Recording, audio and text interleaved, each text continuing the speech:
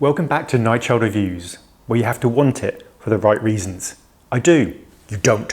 Now die. I've got to say, quite excited about this. There's obviously a couple of things that have happened recently. We've had the release of the Around the World in a Day deluxe version. But before I start on that, I really wanted to check in with people about the Pop Life video. Now, I went into this with no expectation at all. I thought just don't have any thoughts about what you expect and just go and watch it. And eventually there was a few teething problems because it was only available in America, but that got sorted out thankfully. And I watched it, and I have to say, I actually really quite liked it. Some people, I've looked online and it seems a bit split. Some people like it, some people don't. Some people think it's amateur, some people think it's brilliant. I don't know, I quite enjoyed it.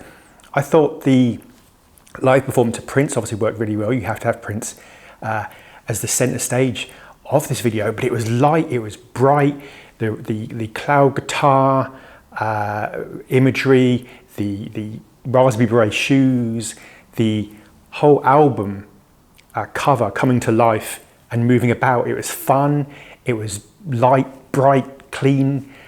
I quite liked it. It was quite trippy.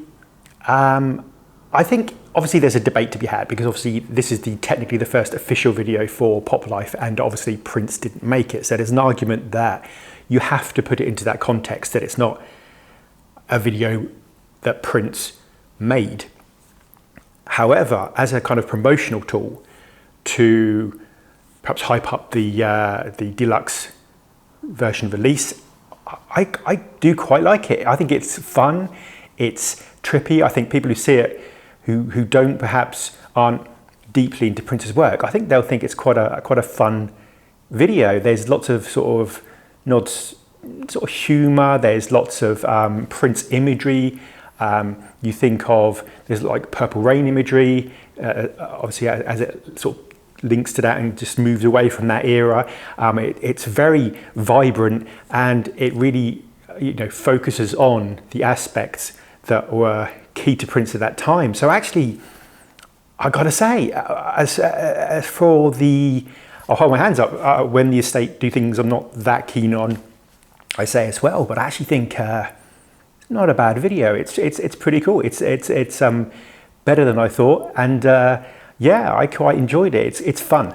It's fun, and I think that's perhaps a good thing. I mean, this is a fun track. It's interesting with Prince because obviously the music's very upbeat, but the lyrics can be actually quite dark. Prince does that. He has an upbeat, happy, jolly, jaunty musical style, and then sometimes the lyrics, what you put in your nose, is that where all your money goes?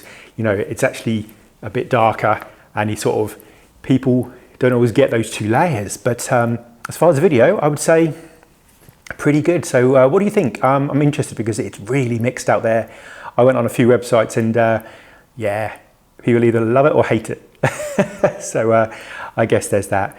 Secondly, Around the World in a Day Deluxe has been released. Now obviously it's the remaster of the original album, and then lots of the B-sides, 12 inches, etc, etc. There's two things I think I want to talk about. First of all, the overall remastering. Again, people are really split. Now I've listened to it.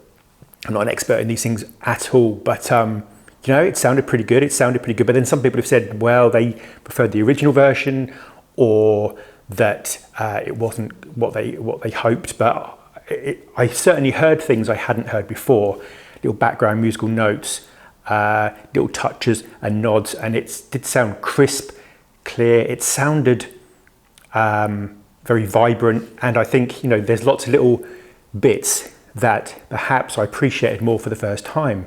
Some people have complained they felt the bass was slightly different. And an interesting thing, I don't know, I'd like to know from you if anybody's noticed this. Apparently, reading online, some people are saying that some of the 7-inch and 12 inches are run at very, very slightly different speeds, which is quite interesting.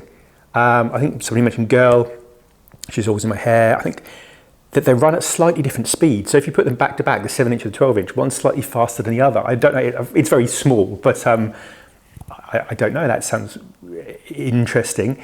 In terms of a splash, I think it's tricky. It's not a super deluxe. It's not a 1999. It's not a Sign of the Times.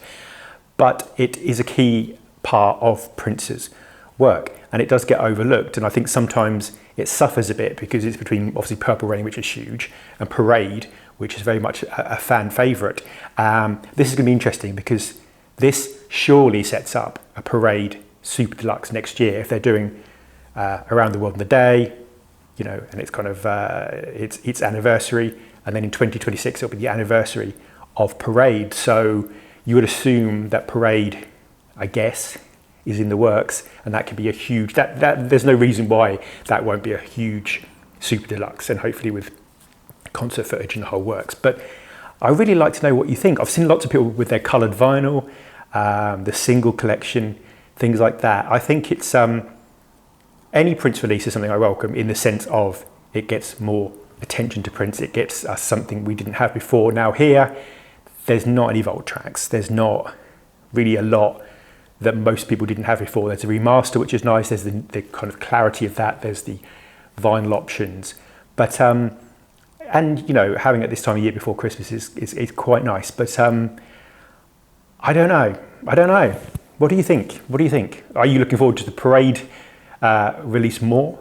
Do you think they should carry on with this in the sense of they've done Purple Rain, they've done Around the World in a Day, maybe they'll do Parade, they've already done Silent Times. Where do they go next? In what order do they go? Because at the moment it seems they've gone very much for what's sold the most. You know, Purple Rain, obviously culturally in terms of impact, Silent Times. They've gone for 1999, Diamonds and Pearls, which was a huge seller at the time. So I'm wondering if they're going to follow that, or are they going to, after the Parade, go to perhaps Love Sexy, the Black Album? What a great set that would be. Light and dark, black and white. Or Batman, again, a big commercial seller. So it'll be interesting to see what they do after that. But just let me know your thoughts. Did you buy the set? I've seen a lot of people buy it, but I've also seen a lot of people saying, for the first time, this wasn't something they bought on release.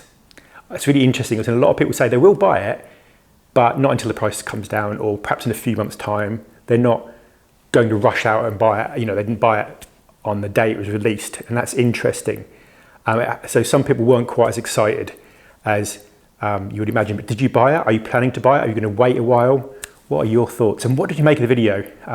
Be really interested to know, because some people, I'll go back to the video, but just to say some people liked some bits of it and they really didn't like other bits of it. It's interesting. Somebody said they really liked the video, but they didn't like the woman in the cloud suit shaking her booty. And it's quite interesting how different aspects elicited different opinions. But definitely watch the Pop Life video. I'll put a link in the in below, and hopefully it should work everywhere now, not just America. Somebody suggested it should be called Around the World a Day in America if it is only available in America.